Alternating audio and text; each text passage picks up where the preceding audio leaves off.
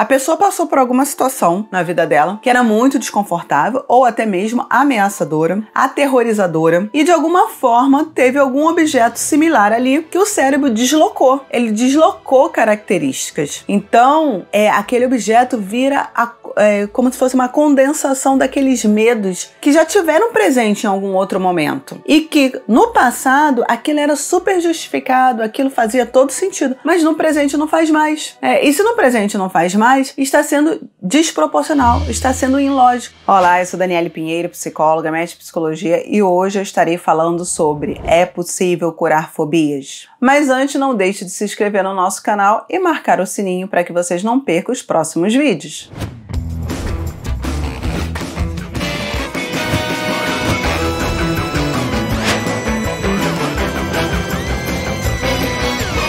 Fobia é um medo desproporcional em relação a um objeto, que pode ser inanimado ou um ser vivo. Pode ter um medo de agulha, um medo de elevador, um medo de avião, um medo de lugar fechado. Pode ser medo de inseto, medo de animais, medo de pessoas, várias fobias, né? Uma das fobias mais comuns é a fobia social.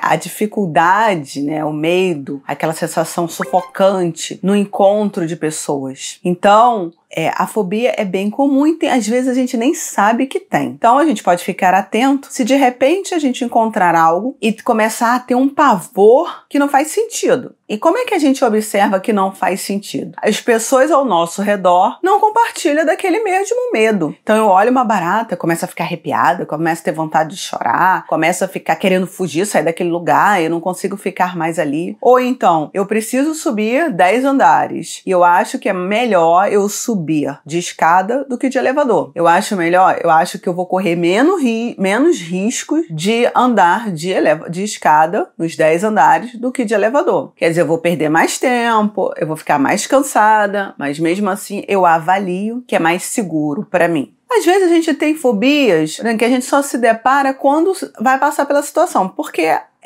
às vezes esses medos, a gente está tendo mais acesso, Elevador é mais comum nos grandes centros, aquele determinado inseto, a barata é uma coisa muito comum que a gente vê, aranha, os insetos mais comuns de ter essa fobia, mas às vezes é algo que a gente não está muito exposto, como o medo de altura, por exemplo. E aí a gente vai se deparar quando tiver que passar por uma ponte, andando, quando a gente tiver num andar mais alto e olhar lá de cima. E aí vai sentindo algo que é muito visceral, não é cognitivo. Não adianta, inclusive, falar assim: mas você tá com medo desse inseto tão pequenininho. Esse inseto pequenininho não vai fazer nada com você. Isso, na verdade, só piora a situação, que a pessoa fica mais desesperada, porque as pessoas estão negando o que ela tá sentindo, estão minimizando. Então, é necessário que a gente acolha e respeite, quando a pessoa tá falando que ela tá sentindo alguma coisa, vamos dar um crédito, vamos confiar e vamos acolher da melhor forma possível naquele contexto. E quando a gente percebe que a gente tá com algum medo desproporcional, vamos tomar alguns cuidados. E aí, se vocês quiserem que eu fale mais sobre isso, que cuidados que a gente pode tomar, a gente pode estar organizando uns outros vídeos falando sobre isso. Mas então, no processo da terapia EMDR, com a associação do sistema interno familiar, Internal Family System,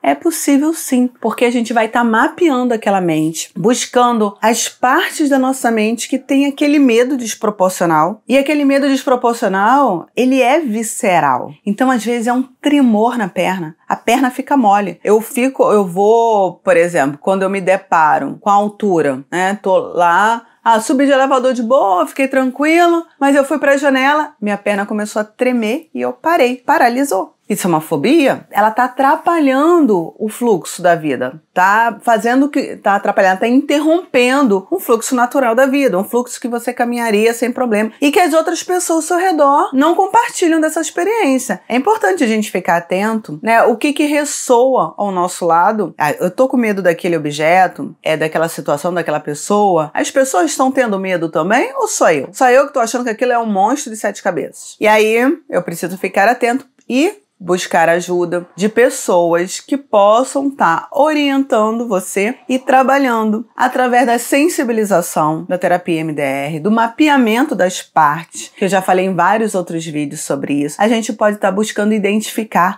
de onde surgiu isso, de onde surgiu, se foi um deslocamento, se foi realmente um ponto traumático ali, né? E como é que funciona esse deslocamento? A pessoa passou por alguma situação na vida dela que era muito desconfortável ou até mesmo ameaçadora, aterrorizadora, e de alguma forma teve algum objeto similar ali que o cérebro deslocou. Ele deslocou características. Então, aquele objeto vira como se fosse uma condensação daqueles medos que já tiveram presente em algum outro momento. E que no passado aquilo era super justificado, aquilo fazia todo sentido, mas no presente não faz mais. E se no presente não faz mais, está sendo desproporcional, está sendo ilógico. E não vai ser pela cognição só, né? Não é possível só buscar esse caminho da compreensão. O caminho da cognição é a forma que a gente vai ver um ponto mais próximo, né, que faça com que a gente tenha acesso a redes de memória. E não importa que não foi o primeiro evento, se for ótimo, se não for também não tem problema, porque, por exemplo, o medo de elevador, ele pode estar associado a um parto, né, mais complexo. Então, assim, não vai ter como a pessoa lembrar disso, e às vezes